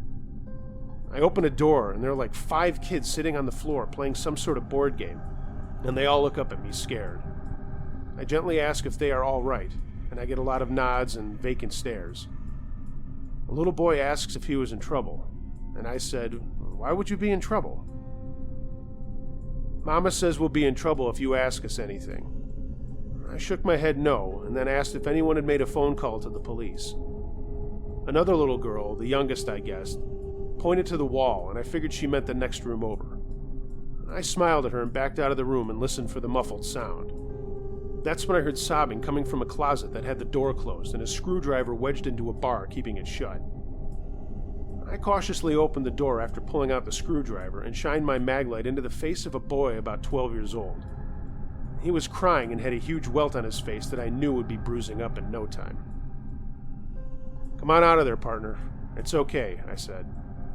I heard a shriek from the fat woman and more yelling from Mr. Smith. "Did you call 911? The boy nodded, looking down. "Where's the phone?" I asked. He motioned to the other bedroom, and I asked him to show me. Suddenly, Mrs. Smith is right behind me, screaming that I can't talk to her kid without her being there, and I shut the door and held it closed with my foot as the kid scrambled underneath what was supposed to be a bed, but was nothing more than a piece of plywood on some cinder blocks. He reached under it and handed me a cell phone that was still open, with dispatch still on the line. They knew we were on the scene, but it stayed on the line just in case. Mrs. Smith is going completely apeshit now, and a female sheriff, let's call her Trudy, has arrived and is handling her. "Is this your parents' phone?" I asked the little boy. He shook his head. I thought it odd that something like this would be out here at this shitbox. "Whose phone is it, my man?" "Maddie's," he said, barely above a whisper. It then dawned on me. Maddie. The only one of the older kids that was worth a shit. He was the only one who went to school and graduated, and he must have been about 19 by now. I knew he worked at the supermarket in town, and I know he wanted to go to community college, but he gave a lot of his money to his family because he knew his foster parents didn't take care of his brothers and sisters. "Does Maddie still live here? Where is he? Does he know you have his phone?" The boy nodded and told me that Maddie didn't live there anymore. He had a place with his girlfriend and was at work right now. He had been out there earlier and let his brother have the phone to play some games and was going to come back for it later that night. I asked him what happened, and through crying he told me a fucked up story of what had happened. Before Maddie had left, he had heard words with Toby, a 16-year-old living there, about him being odd to his sister. It turns out that was the one I found on the road. The little guy couldn't say what was going on because he didn't understand it, but after Maddie left, Toby had taken his sister to the barn out back, and she had come back screaming out and bloodied in a bad way. This little guy said he wanted to call Maddie, but it kicked in that he had Maddie's phone, so he did the only thing he knew to do, and that was tell his father, Bill. Apparently Bill had told him to shut up and that he didn't want cops around, and that's when the girl burst into the house with her clothes torn, screaming, and she was bleeding. Toby came in after her and chased her out the front door with a rifle, took a shot at her, grazing her leg. The kid grabbed the phone to try to call 911, and Belinda tried to stop him. He ran and hid the phone before both Bill and Belinda beat him and locked him in the closet. We accounted for all the kids. And CPS came out and took them all away, and the search for Toby was on. It didn't take long. We found the asshole just a few miles away on a road, kind of wandering around. So the full story is the worst. Toby was trying to get his sister to have sex, and when she wouldn't, he started hitting her, and that's when she got her first period, and barely understood what was happening to her biologically, let alone this physical beating. I'll never forget that poor little girl screaming to me that it wasn't her fault. That's the kind of thing that stays with you. The kids went into different foster care, and 2 older ones who weren't there at the time moved away. The state pressed Bill and Belinda with a bunch of abuse, negligence, and obstruction charges, you name it. They both got time and are still serving sentences. Toby got out of Junior Disneyland Hotel, this sick little shit, but I heard he's back in jail for something else, but it didn't happen around here, so I'm not really sure what it was. I still see Maddie once in a while, and I was always told by people in court that he hadn't forgiven himself for not being there for his sister and family, and that he still beats himself up about not taking care of them. I did run into him at a softball game one night, and I pulled him aside and told him that he had done enough, and that he and his little brother had saved their sister. If he hadn't have let that little kid play with his phone that night, the 911 call never would have been made, and things could have been a lot worse. Please don't take this as a story about blasting foster care. Foster care is a great thing, but there are some sick people out there, and it makes me angry that the system misses them from time to time. I've got lots more stories. I know this was super long, and I'm sure your peeps are ready for your next story, but I hope you read this. Take care.